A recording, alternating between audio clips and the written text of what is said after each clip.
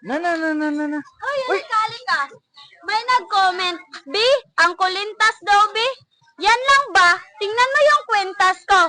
Napakamahal. Ito, 25 million to. Tapos ito, 35 million to. Nabili ko to kabos toyo. Napakamahal nito, no? Hindi mo afford. Ano? Inggit ka ba sa kwintas ko? Tignan mo, oh, pearl. Gold and pearl yan. Galing sa gold and pearl ko binili.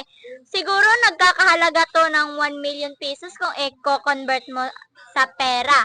Inggit ka, no? Kasi hindi mo to afford, Tignan mo yung kwintas ko. Gold to, no? Ako lang may ganito sa buong mundo. Gold yan? Kasi, oo, mayaman ako. Kaya may ganito ako. Tsaka, mahal na mahal to. Sure ako na di mo afford. Magkano yan? Mga 10 million ata yun. 10 million yan? Yes, hindi mo afford. Mahal naman yan. Tingnan mo itong Ano yan? akin. Diba?